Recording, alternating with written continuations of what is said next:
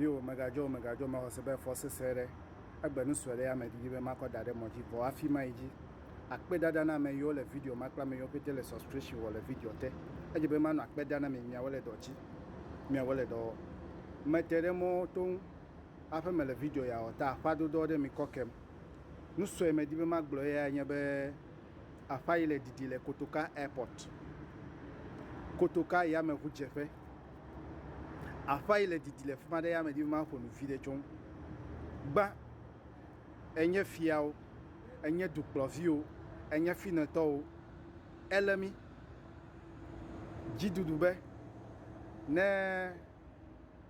macho mi ape vaccination card cover ode.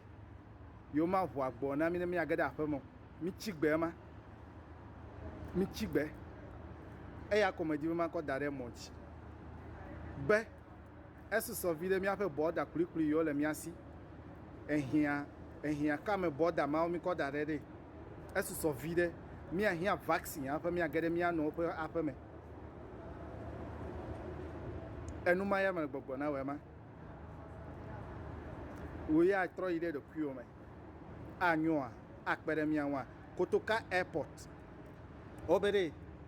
nemeko nyafe vaccination ko va no me vaccination o me ho vaccine afa gbo afa ode wa kplo do ko ide ho debe wa do abuye na wele fma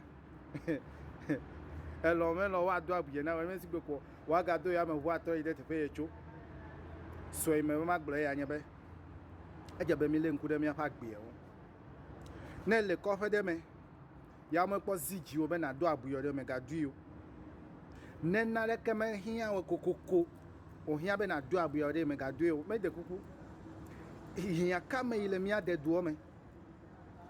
hia kame ile mi ade duo me de o so vivre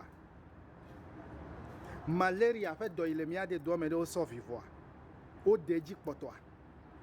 gota gbagba pe mo do yo la me 24/7 o poji voa nya te fe magbo na we nu imele gbogbo nya be o bla mi de govia me wo video recorder de e wa be reti wa ma denye ya me wa sile ko go ibo wa me fe recorder de enye Kristo to fifula enye solimedo de sia de fifula o bla mi apete de go me ne me bia o fifula be tasi o kanenya oku nyine o ka eku ne po tasi o alo novi o nyonu nchu ka eku achina ma be wa me mi chu ebe ame wa me wo ko yede o ma pa mere ko le dole o ko number o ko va dare vo mi afa nyueta e wa wo nto be mi afa nyueta e nyema fonu didio mebe abudodo fe nyane me ma fonu chonwule YouTube ava de video kojo ta nyema fonu sugbo chonwu eyi Georgina wede mebe na we awi ne po be aje wede doe no po be ma je we ko mega do police to wede nya fe police o gbo vito awolo si wodona soja wede awolo si wodona e ya to fufu wa ya numele o si wa gbo be yo ma do awo wa do awore wa do bo mi adu ma viore ne le kope de me e po be me hia be na do amachi ko chikope mo me dade ne ponu dudu le dudu ko chikope mo me dade te fama ya gbe do ma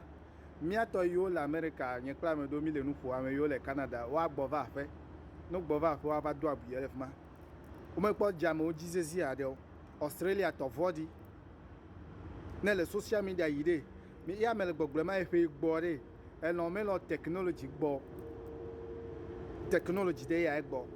ni ma fonu didio so e me ga ko va mo ji egbe ma be po wa gbe e Kotoka airport na be ya vai ya me huje fe na be ya vai jere nya be ya buye do fe le fuma no me podio mi ame yo mi chigbe mi ya be le mi vo ma na me sigbe tare ma do ya me fu ma vai to South Africa e ke ma do fu chota South Africa ko va fe ma va to lo me ke mama ko va Ghana me alo ma chi lo me dade fuma che mi ade da ho me mi ade ta fofo me le da gbe ya me bia na me sia me le pe me la me sene no amesi me bia da gbe na me sia me no vi lo we mi ano ka me